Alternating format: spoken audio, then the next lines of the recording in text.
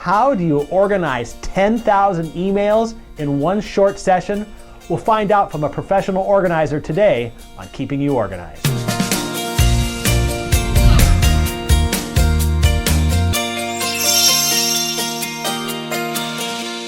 Well, joining us today on Keeping You Organized is Debbie Rosemont from Simply Placed, and the website is itssimplyplaced.com. Debbie, welcome today. Thanks, John. I'm really glad to be here. Now, you are located in the Washington State area, is that correct? Correct. We're in the greater Seattle area and serve the Puget Sound region here. Okay, great. Well, let's start and talk a little bit about why you love organizing, maybe why you got into it, and did you do anything before you became a professional organizer? I did. My background is a degree in psychology, which I get to use every single day now with our clients also, and helping them understand why it's difficult to let go of clutter, or helping them understand how to make behavior change. So degree in psychology. I worked in corporate America for about 10 years in human resources and supported different lines of businesses in the large company that I was with, helping them be more efficient, using their people more effectively. And again, we get to do that now too with the companies that we serve. So there's a lot of psychology, I think, that goes in working with clients for sure, and organizing. What are some of the mental blocks, I guess, so to speak, that you run into on a regular basis? Sure. Sometimes people have a hard time letting things go, and the mental blocks there can come from a number of places. One is, well, I might need that someday, so it's hard to let go there. Or it could be that some people are using things to fill a void in their life, and so again, it's difficult for them to let go. Okay. I think people hold on to old habits just as strongly because that's what they know and they're used to, and it can be hard to let habits go as well. Now, as part of your services, then, do you use any psychological counseling to kind of help people create new habits? Is that part of the service? Yeah, no. You don't have them laying on a couch or something, and okay. There's no laying on a couch, and we're always very clear with our clients that we're not clinicians, we're not psychologists, we're not therapists, and some of our clients are really served well by seeking out some help from those professionals in conjunction with the work that we're doing.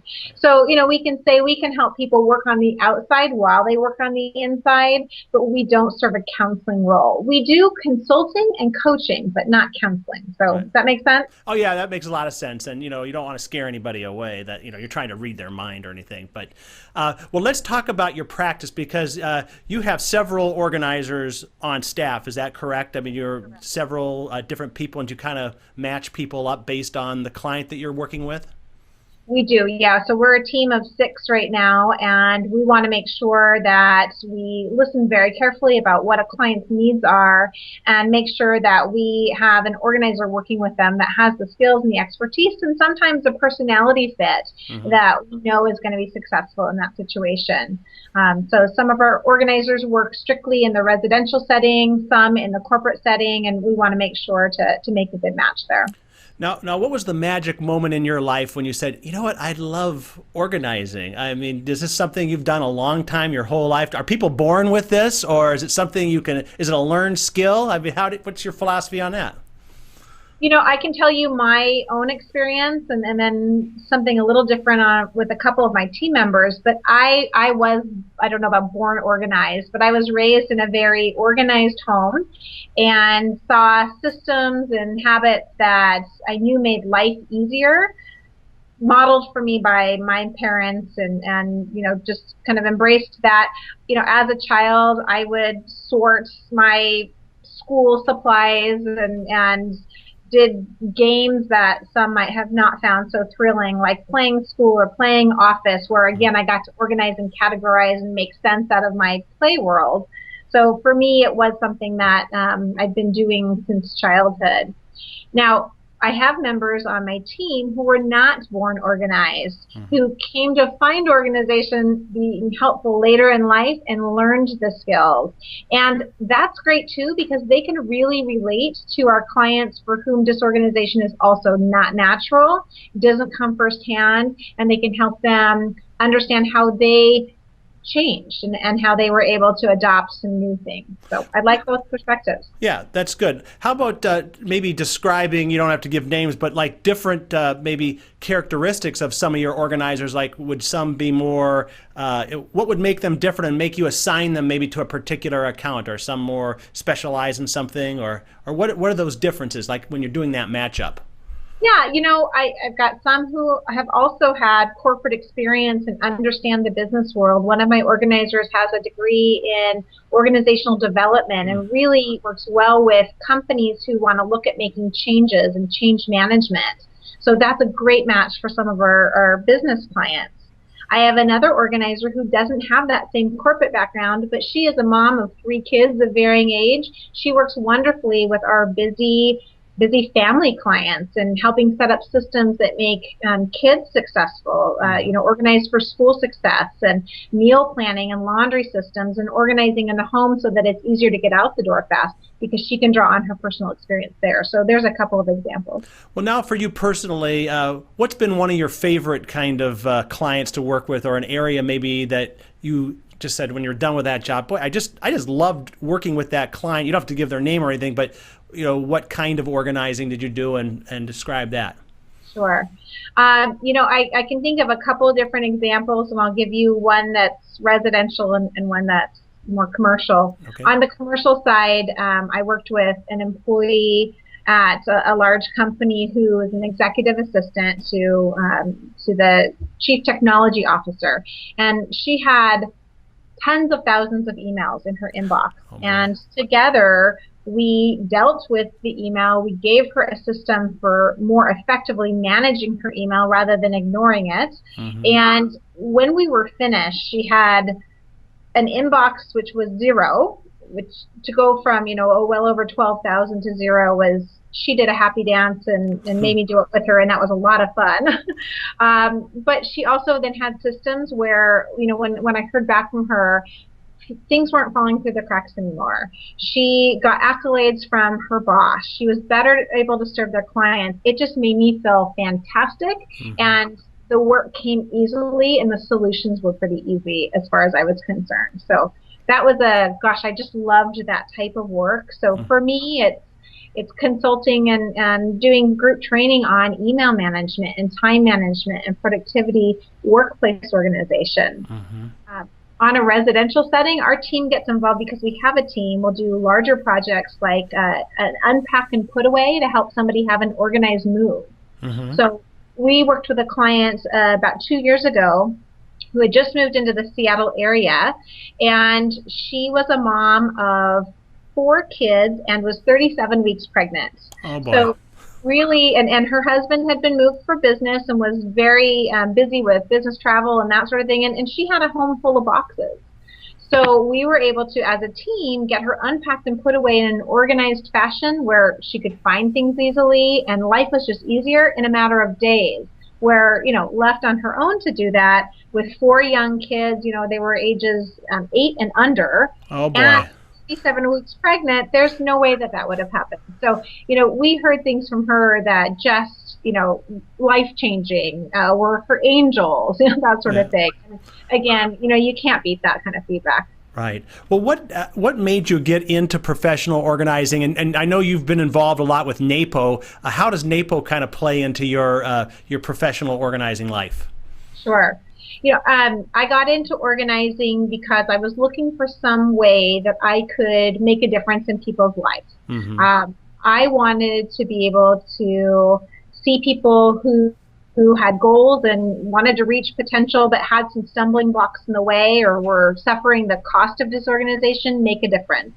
And when I started my business, it's been 10 years now, or 10 years in business this year, I found NAPO. It was one of the first things that I stumbled across, and was so excited to see that there was a professional association full of members that, like me, also wanted to do that for a living and to help people.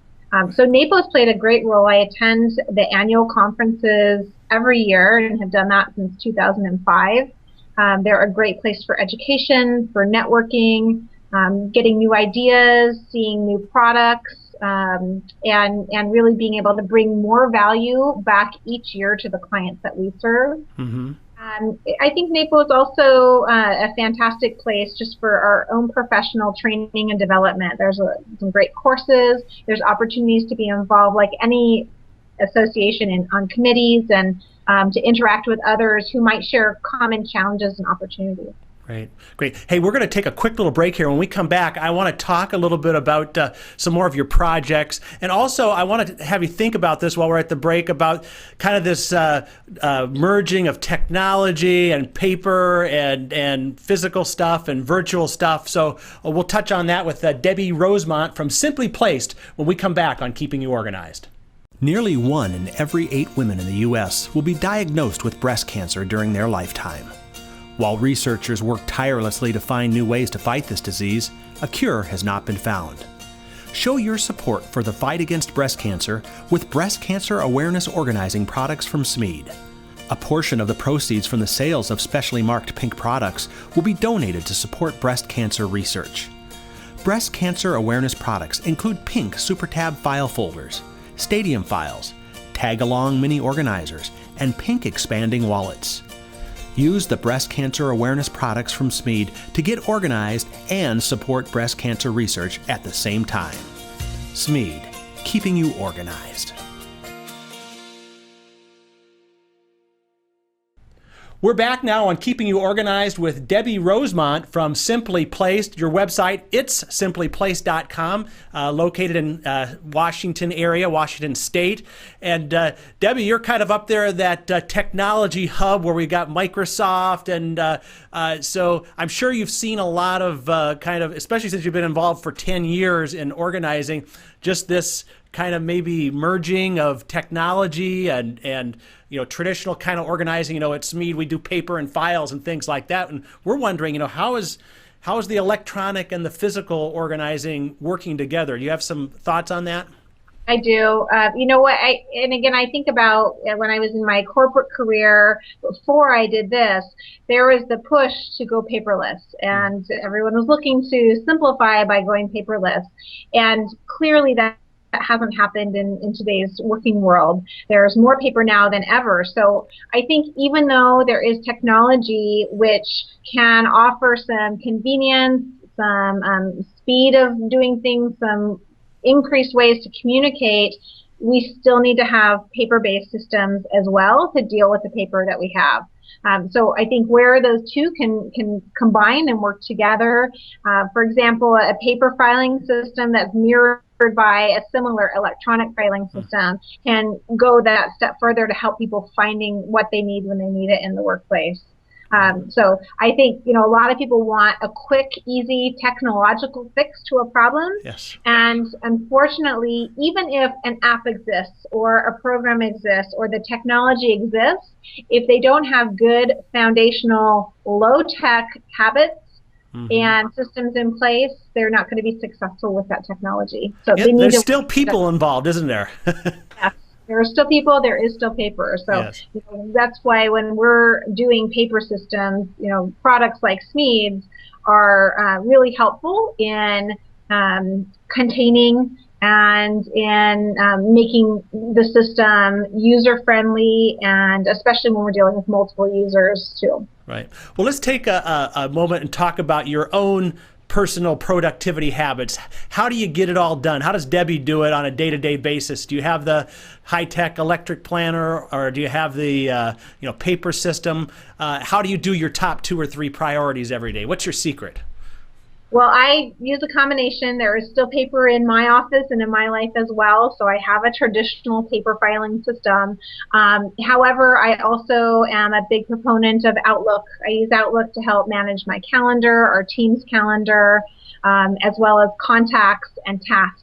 So I go through and teach an end-of-day routine using my Outlook tasks clearing out my email inbox, getting things into tasks that are actionable, and then prioritizing them. Again, here's a place where technology makes it super simple. I can drag things up and down to put them in priority order. And if I can do that at the end of the day, looking forward to tomorrow and see what are my top 3 priorities, I can come into the office the next day ready to hit the ground running. So I take time at the end of each day and think that that's a very rewarding habit to set myself up for the next day, clearing my physical desk, clearing my inbox, and prioritizing those tasks. And how much time do you think a person, I mean, or do you, a lot for that? Is 15 minutes enough time? Or, I mean, you have that time scheduled on your schedule? Is it a scheduled appointment with yourself? So for me, 15 to 20 minutes is definitely adequate. And then once a week, I might take more like 30 to 60 to do a fuller week's plan. Again, looking at the week ahead. That weekly review for me is on my calendar, and it happens every Friday afternoon. It's one of the last things I do before I close down shop for the week. The daily planning time is a habit, and so it's not on my calendar. But when I'm teaching that technique to clients, I often suggest that they put it on their calendar, at least for a while, to remember to do it. Once it becomes a habit, you almost don't need it on your calendar anymore. Great. Well, when you meet with somebody new, what are the first couple questions that you ask them, or how do you kind of do that initial assessment to see kind of where people are at when they come to you like a new client? Well, we do a few different things, both with our residential clients and with our business clients. We actually have a pretty formal assessment we'll take them through. With our business clients, sometimes we're sending that in advance, allowing them to complete it and get it back to us so that we make our time together as valuable as possible. But we ask things about their goals for working with us and what they hope to get out of being more organized. We ask them what organization means and looks like and feels like to them, because we all have a different definition of organization. We ask them what they've tried before and what's worked and what hasn't. We ask them questions about their personal preferences and ways that they like to work and function. We ask about who else might be using the systems that we're considering setting up, again, whether that's in the home or at work.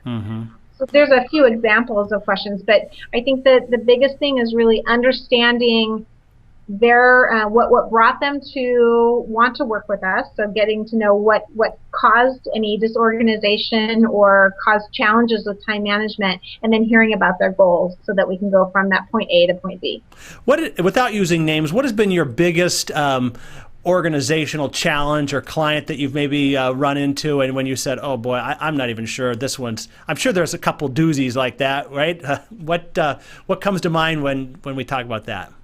I can think of a few different examples, again, without naming names, because we like to keep that confidential. But again, I mentioned the executive assistant who had well over 12,000 emails in her inbox. She had a computer desktop that was papered with icons where they couldn't see any sort of wallpaper behind that on the desktop. She also had a physical workspace where all of her work really was out in front of her, and she worried about the out of sight, out of mind. So, clearly she was trying to use some visual triggers to help her remember to get work done. But unfortunately, they were serving more as distractions and problems for her. So that's a great example of what could be a challenging client. And you wonder, okay, how are we going to get in the time that we have allotted to work together to get her, cleared of clutter, get her some good systems in place.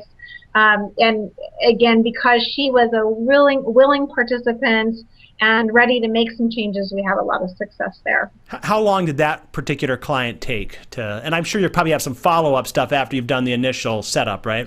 Exactly. So we did, I believe we did an 8-hour package with her to begin with, where we had a couple of 2-hour in-person appointments to deal with the physical office workspace and clear clutter and get her organized, set up a more effective filing system for her.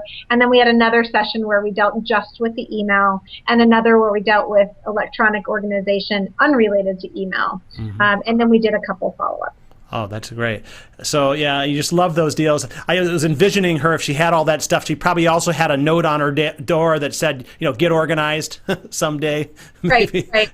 Well, it's interesting how many clients we do find books on organization or articles that they've torn out about how to get organized, and we end up either clearing that as clutter because they haven't done anything with it yet, and now we're here, or organizing those things so that they can take a look at them later. Right. What are some goals that you have for the next couple of years, 2, 5, 10 years even? Is there anything you want to accomplish that you haven't quite accomplished yet? I think about getting in a position to help more people, and I think there's a variety of ways to do that. One is to continue to grow our team so that we have more people to help others, and the other is through additional information products and ways that we can help people who aren't physically either able to have us in or here. So virtual services. I've written a book which has been on the market since the end of 2009, and the thought of, do I write another book or do I put something out that again can get into many hands and help people who aren't able to physically have us there. So I think those are all possibilities for the future. Again, growing the team and adding some services and some capacity to serve more clients in person and physically, but also more virtual services, more webinars for our target audiences, and then possibly some more information products. Oh, that's great. Well, that sounds like a pretty long to-do list there in general. So let's just take years, though. You gave me years to do it. Yes. So. Okay. Oh, yeah, that's right. I did that. Well, let's give people the opportunity to connect with you. So the website is itssimplyplaced.com. Why don't you give us the title of your book so you can get that, I'm sure, on your website? Sure, yeah, it is available in the shopping cart on our website, and it's on Amazon as well. Okay. It's called 6-Word Lessons to Be More Productive. Okay, great. Well, we want to make sure people do that. So, Debbie, our time's done, but thank you so much. We've gotten a lot of good info for you, and we hope to have you back on the show again in the future. Thanks, John. It's been a pleasure. It's Debbie Rosemont from Simply Placed and the website itssimplyplaced.com today on Keeping You Organized.